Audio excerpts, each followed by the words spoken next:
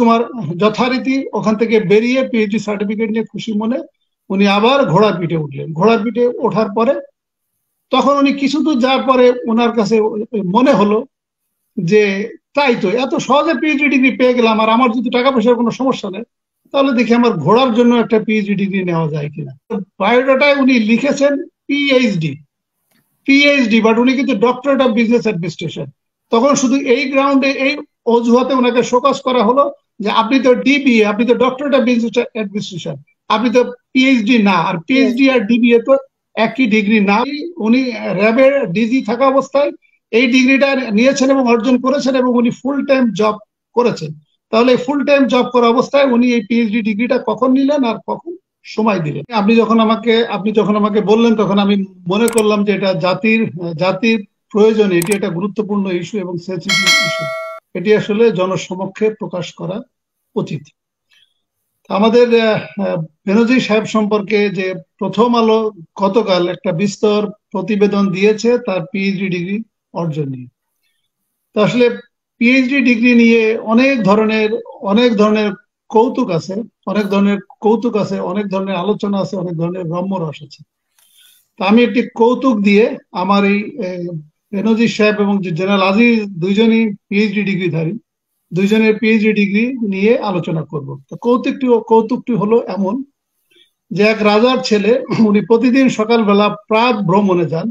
এখন প্রাত ভ্রমণে যাবার পরে উনি হঠাৎ করে দেখলেন যে একটা বিশ্ববিদ্যালয়ে বড় করে সাইনবোর্ড দেওয়া যে এখানে BBA, MBA, PhD, D pharm, M pharm, DBA degree দেওয়া হয়। তো আমাদের দেশে যেমন 105টা প্রাইভেট ইউনিভার্সিটি হয়েছে, এরকমই একটা ইউনিভার্সিটি বড় করে এখানে সাইনবোর্ড দেওয়া আছে। এখন রাজকুমার ভাবলো যে এখানে BBA, MBA, PhD, D farm, DBA, এখানে যেহেতু ডিগ্রি দেওয়া হয়, তাহলে সে একটু কৌতূহল বশত ঘোড়ার পিঠ থেকে নামলেন। নামার পরে উনি রিসিপশনে গেলেন, যে জিজ্ঞাসা করলেন যে আচ্ছা, এখানে তো পিএইচডি ডিগ্রি নাকি দেওয়া হয়, আমি তো একটা পিএইচডি ডিগ্রি নিতে চাই, তাহলে এটা পিএইচডি ডিগ্রি নিতে গেলে আমাকে কি করতে হবে? তখন যিনি রিসিপশনে বসেছিলেন উনি এক ইয়াং গার্ল বা ইয়াং লেডি, দেখতে শুনতে সুন্দর। উনি তখন একটু মুস্কি হাসি দিয়ে, এবং স্মার্টও বটে, ভালো ইংরেজি বলেন, উনি তখন মুস্কি হাসি দিয়ে বললেন যে স্যার, আপনার এই পিএইচডি ডিগ্রিটা যে আপনি নিতে চান, এটা কত দিনের ভিতর নিতে চান? এটি যদি আপনি 1 বছরের ভিতরে যদি নিতে চান, তাহলে আপনাকে টাকা দেওয়া লাগবে সে $10,000। আপনি যদি 6 মাসে নিতে চান, তাহলে আপনাকে টাকা দিতে হবে $20,000। আপনি যদি 3 মাসে নিতে চান, তাহলে দিতে হবে $50,000। আপনি যদি 1 মাসে নিতে চান, তাহলে আপনাকে দিতে হবে $1,00,000।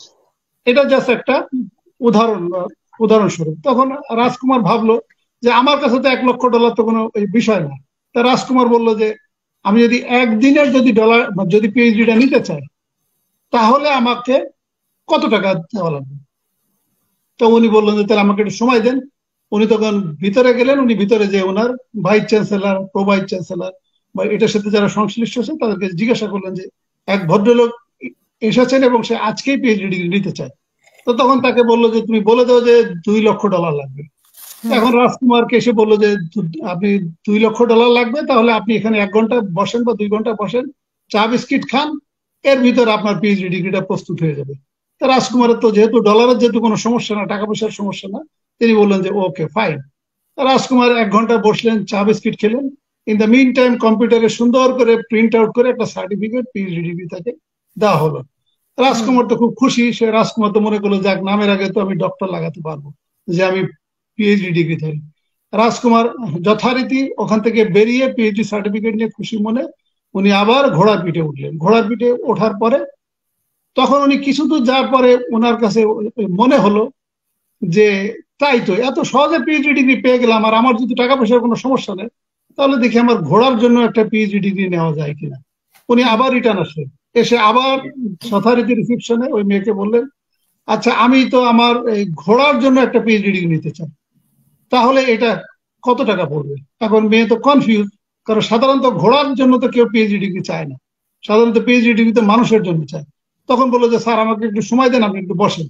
উনি আবার ওই ভিতরে গেলেন, ওনার vice chancellor, pro vice chancellor, তাদের সাথে কথা বললেন।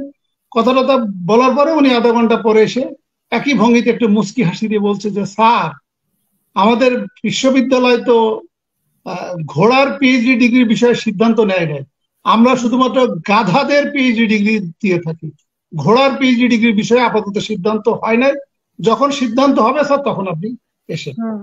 এখন এইটা হচ্ছে পিএইচডি ডিগ্রি নমুনা বা পিএইচডি ডিগ্রি কেনা বেচা হয়। আমাদের যে আইজিবি বেনজির সাহেব যে পিএইচডি ডিগ্রি নিয়েছেন বা ডক্টর বা DBA, doctorate of business administration, আসলে প্রথম আলোতে যে বিস্তার প্রতিবেদন এসেছে ওখানে ডিটেলস বলেছে যে উনি 2019 সালে ডিবিএ ডিগ্রিটা অর্জন করে। ডিবিএ হচ্ছে doctorate of business administration. Hasina Akhtar, আপনাকে বলি যে ডিবিএ এবং পিএইচডি দুটো কিন্তু এক জিনিস না। পিএইচডি হচ্ছে ডক্টরেট অফ ফিলসফি, আর ডিবিএ হলো বিজনেস অ্যাডমিনিস্ট্রেশন একটা সাবজেক্ট। এই সাবজেক্টের মাস্টার্স এর পরে হায়ার ডিগ্রি, এটাকে বলে DBA, doctorate of business administration, বা যিনি বিবিএ করেন তাকে বলে ওই bachelor of business administration, MBA master of business administration, DB হলো ডক্টরেট অফ বিজনেস অ্যাডমিনিস্ট্রেশন। যারা ফার্মেসিতে অনার্স করে তাদের ডিগ্রিটা হচ্ছে B pharm, bachelor of pharmacy, M pharm ওই masters of pharmacy, and D farm doctor of pharmacy. These are the professional degree. এরা কিন্তু পিএইচডি না। পিএইচডি হলো যে কোনো একটা স্পেসিফিক সাবজেক্টে, একটা স্পেসিফিক একটা ছোট একটা এরিয়া, ন্যারো একটা এরিয়াতে যে গবেষণাটা করা হয় সেটাকে বলা হয় পিএইচডি, ডক্টরেট অফ ফিলসফি। আর আর ডক্টরেট অফ ওই বিজনেস অ্যাডমিনিস্ট্রেশন বা ডি ফার্ম, এটি একটু ওই ব্যাপক আরে বিভিন্ন বিষয়ে বিভিন্ন সাবজেক্টে একটা সাধারণ জ্ঞান দেওয়া হয়। মানে কোনো একটা স্পেসিফিক বিষয়ে গভীর থেকে গভীরতম ভাবে সে এই রিসার্চটা করে না বা এই গবেষণাটা করে না। এই কারণে যারা ডিবিএ ডিগ্রি অর্জন করে বা যারা ডি ফার্ম ডিগ্রি অর্জন করে তারা কিন্তু নামের শেষে পিএইচডি লিখতে পারেন না। কিন্তু যারা পিএইচডি ডিগ্রি অর্জন করে তারা নামের আগে ডক্টর লিখতে পারে, নামের শেষে পিএইচডি লিখতে পারে। এটি আমাদের অনেকেই জানে না, এবং আমাদের বাংলাদেশে যারা অনেক শিক্ষাবিদ আছে ওনারাও কিন্তু জানেন না। আপনার হয়তো খেয়াল আছে, আমার নামটা যদি ভুল না হয়ে থাকে, 2016 সালে হলি আর্ডিসনে যে তখন অভিযোগ এসেছিল যে নর্থ সাউথ বিশ্ববিদ্যালয় জঙ্গি বানানোর কারখানা। তখন অভিযোগ এসেছিল যে ওই সময়ে যিনি প্রো ভাইস চ্যান্সেলর ছিলেন, সম্ভবত নামটা যদি আমার ভুল না হয়ে থাকে, ওনার নাম ছিল ডক্টর মেশকাত। উনি আমার আইবিএ ঢাকা বিশ্ববিদ্যালয়, যেখান থেকে আমি এমবিএ ডিগ্রি অর্জন করেছি, সেখান থেকে উনি আমার 3-4 ব্যাচ আগে ছিলেন। উনি ওখান থেকে এমবিএ ডিগ্রি পাশ করে উনি বাইরের বিশ্ববিদ্যালয় থেকে, বিদেশি বিশ্ববিদ্যালয় থেকে ডিবিএ ডিগ্রি অর্জন করেছিলেন, ডক্টরেট অফ বিজনেস অ্যাডমিনিস্ট্রেশন। তখন সরকারের পক্ষ থেকে বলা হচ্ছিল যে তাকে নর্থ সাউথ ইউনিভার্সিটি থেকে যাতে চাকরিচ্যুত করা হয়। এই ক্ষেত্রে তখন নর্থ সাউথ ইউনিভার্সিটি খুঁজতে খুঁজতে ওনার পেলেন, ওনার বায়োডাটায় উনি লিখেছেন পিএইচডি, বাট উনি কিন্তু ডক্টরেট অফ বিজনেস অ্যাডমিনিস্ট্রেশন।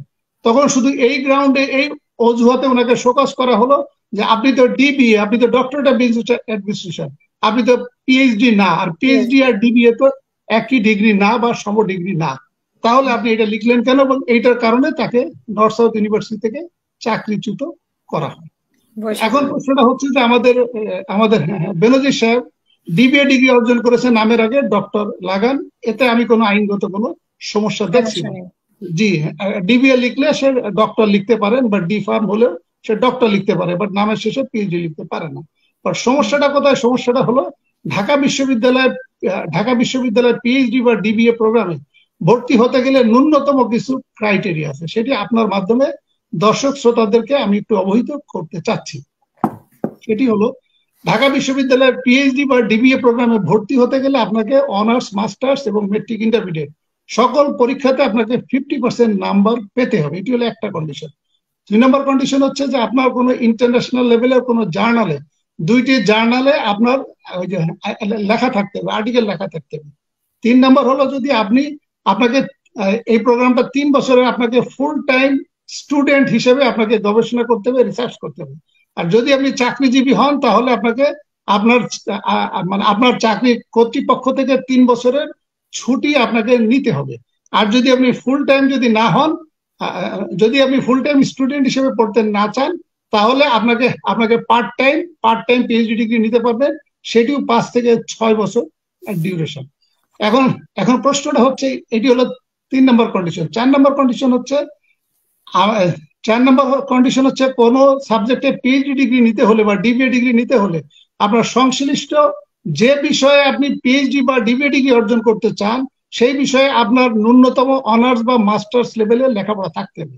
তো তাহলে আমরা বেনজির সাহেবের যে লেখাপড়া আমরা দেখছি সেখানে উনি গোপালগঞ্জ থেকে এসএসসি পাস করেছেন, সরকারি জগন্নাথ কলেজ থেকে এইচএসসি পাস করেছেন, ইন্টারমিডিয়েট ডিগ্রি পাস করেছেন, উনি ডিগ্রি পাস করেছেন বিএ পাস, তার মানে উনি প্রাইভেট পরীক্ষা দিয়েছেন, এবং ঢাকা বিশ্ববিদ্যালয়ে প্রিলিমিনারি এবং অনার্স না প্রিলিমিনারি উনি ইংলিশে মাস্টার্স করেছেন। তার মানে যে যে স্টুডেন্ট হলো বিএ পাস এবং ইংলিশে প্রিলিমিনারিতে মাস্টার্স করেছে সেই স্টুডেন্টের তো ডিবিএ তে ভর্তি হওয়ার তো যোগ্যতা ফুলফিল করে না হাসিনা আক্তার। আমি ঢাকা বিশ্ববিদ্যালয় আইবিএ থেকে পাশ করেছি, যেখানে বিজনেস অ্যাডমিনিস্ট্রেশনের গ্রাজুয়েটদের জন্মভূমি। কারণ ঢাকা বিশ্ববিদ্যালয় আইবিএ 1966 প্রথম বিজনেস অ্যাডমিনিস্ট্রেশন প্রোগ্রাম চালু করা হয় এমবিএ প্রোগ্রাম দিয়ে, পরবর্তীতে 94-এ বিবিএ প্রোগ্রাম স্টার্ট করা হয় এবং পরবর্তীতে ডিবিএ প্রোগ্রাম স্টার্ট করা হয়, ডক্টরেট অফ বিজনেস অ্যাডমিনিস্ট্রেশন। আমি আমার ব্যক্তি জীবনে আমি হয়তো এই কথাগুলো বলছি, অনেক দর্শক শ্রোতা ভাবতে পারে আমি কি কোনো শিক্ষাবিদ কিনা আমি এই বিষয়ে কথা বলছি। হাসিনা আক্তার আপনার মাধ্যমে এটা তো অনেকেই জানে বা অনেকে আবার জানেও না যে ডিগ্রি পাস করে নর্মাল ডিগ্রি পাস হয়ে প্রিলিমিনারি করে আসলে পিএইচডি করা যায় কিনা। আর গণহারে যেভাবে আমরা পিএইচডি দেখতে পাচ্ছি, হয়তো বেনজিরের একটা ইস্যু সামনে আসাতে আমরা অনেক কিছুই আপনার থেকে জানতে পারবো বা দর্শক। না, ডিগ্রি পাস করে মাস্টার্স করে পিএইচডি ডিগ্রিতে ভর্তি হতে কোনো অসুবিধা নাই, কিন্তু আপনার যে কন্ডিশন গুলো সেই কন্ডিশন গুলো ফুলফিল করতে হবে। প্রথম কন্ডিশন হচ্ছে আপনাকে ডিগ্রি এবং মাস্টার্সে 50% নাম্বার পেতে হবে, মানে অল পরীক্ষায় 50% নাম্বার পেতে হবে। 2 নম্বর হলো ঢাকা বিশ্ববিদ্যালয় পিএইচডি প্রোগ্রামে ভর্তি হতে গেলে জার্নালে আন্তর্জাতিক মানের 2টি জার্নালে আপনার লেখা থাকতে হবে। 3 নম্বর হলো আপনি ফুল টাইম স্টুডেন্ট আপনাকে হতে হবে, আপনি চাকরিজীবী হলে আপনার কর্তৃপক্ষ থেকে ফুল টাইম আপনাকে ছুটি নিতে হবে, অথবা আপনি যদি পার্ট টাইম করতে চান তাহলে আপনার এই প্রোগ্রামটা 5 থেকে 6 বছর, এবং আপনি যে সাবজেক্টে পিএইচডি করতে চান সেই সাবজেক্টে আপনার ন্যূনতম অনার্স অথবা মাস্টার্স লেভেলে ওই বিষয়ে একটা লেখাপড়া থাকতে হবে, অথবা আপনার প্রফেশনাল এক্সপিরিয়েন্স থাকতে হবে। যেমন ধরেন আপনি কেউ যদি হিস্ট্রি থেকে পাশ করে বাংলাদেশ পুলিশে কাজ করে এবং পুলিশে কাজ করার পরে যদি উনি ক্রিমিনোলজির উপরে মাস্টার্স কাম পিএইচডি করতে চায়, তাহলে যেহেতু তার পুলিশের অনগ্রাউন্ড এক্সপেরিয়েন্স আছে তাহলে এখানে পিএইচডি কর্তৃপক্ষ তার এটা গ্রহণ করতে পারে। তা আমাদের বেনজির সাহেবের মাস্টার্স হচ্ছে ইংলিশ আর বাকি হলো ডিগ্রি পাস, তাহলে সেই ক্ষেত্রে ডিবিএ একটা কোর্স যেখানে একটা স্পেশালাইজেশন বিজনেস অ্যাডমিনিস্ট্রেশনের উপর পড়ানো হয়। কারণ এই যে এমবিএ তে 20টা সাবজেক্ট পড়ানো হয় এবং 20টা এরিয়াতে পড়ানো হয়। একইভাবে যে ডিবিএ যে প্রোগ্রামটা এটা আইবিএ তে, সেটা আমি জানি এবং আমি হাসিনা আক্তার আপনার মাধ্যমে একটু জনগণকে অবহিত করে আমি আইবিএ ঢাকা বিশ্ববিদ্যালয়, যেখান থেকে আমি এমবিএ গ্রাজুয়েট, আমি এবং ওই ঢাকা বিশ্ববিদ্যালয়ে আমি 2002 থেকে 2017 সাল পর্যন্ত অ্যাডজাঙ্ক প্রফেসর হিসেবে বা অ্যাডজাঙ্ক ফ্যাকাল্টি হিসেবে আমি ওখানে ক্লাস নিয়েছি, আমি কিন্তু ওখানে পড়িয়েছি। এই কারণে ঢাকা বিশ্ববিদ্যালয়ের আমি ছাত্র এবং আমি ঢাকা বিশ্ববিদ্যালয়ের কিন্তু দীর্ঘ 15 বছরের শিক্ষকতার অভিজ্ঞতা আছে। আমি যেখানে এমবিএ এবং বিবিএ প্রোগ্রামে ওখানে আমি ক্লাস নিয়েছি এবং পড়িয়েছি। এখন প্রশ্নটা হচ্ছে যে তাহলে বেনজির সাহেব যে কমার্স ফ্যাকাল্টি, এটা কিন্তু আইবিএ তে না, আইবিএ থেকে সে ডিবিএ করে নাই, কমার্স ফ্যাকাল্টি থেকে ডিবিএ প্রোগ্রামে ওনাকে ডক্টরেট অফ বিজনেস অ্যাডমিনিস্ট্রেশন দেওয়া হয়েছে। প্রথম প্রশ্ন হলো যে প্রথম আলো যে রিপোর্ট করেছে সেখানে তারা দেখিয়েছে তার ডিগ্রি এবং মাস্টার্স এর কোনোটাতেই 50% নাম্বার ছিল না। 2 নম্বর হলো যে আমার জানা মতে এবং প্রথম আলোর যে রিপোর্ট, সেই রিপোর্ট ওই যে মোতাবেক তার আন্তর্জাতিক কোনো জার্নালে 2টা লেখা ছিল না। 3 নম্বর হলো উনি র্যাবের ডিজি থাকা অবস্থায় এই ডিগ্রিটা নিয়েছেন এবং অর্জন করেছেন এবং উনি ফুল টাইম জব করেছেন। তাহলে ফুল টাইম জব করা অবস্থায় উনি এই পিএইচডি ডিগ্রিটা কখন নিলেন আর কখন সময় দিলেন? 4 নম্বর হলো যে ওনার যেহেতু এই বিজনেস অ্যাডমিনিস্ট্রেশন রিলেটেড কোনো ডিগ্রি নাই, ইভেন তার কোনো প্রফেশনাল এক্সপিরিয়েন্স নাই, তাহলে ঢাকা ইউনিভার্সিটির কমার্স ফ্যাকাল্টিতে তাকে ডিবিএ প্রোগ্রামে কিভাবে ভর্তি করালো সেটি আমার ওই যে বোধগম্য নয়। যদিও এই বিষয়ে এখন যে সিকিউরিটি এক্সচেঞ্জ কমিশনের চেয়ারম্যান ডক্টর শিবলি, ওনার নামটা হচ্ছে ডক্টর রুবায়েত শিবলি, উনি ওই ফ্যাকাল্টির চেয়ারম্যান ছিলেন এবং ওনার সুপারভিশনেই কিন্তু বেনজির সাহেব ভর্তি হয়েছেন এবং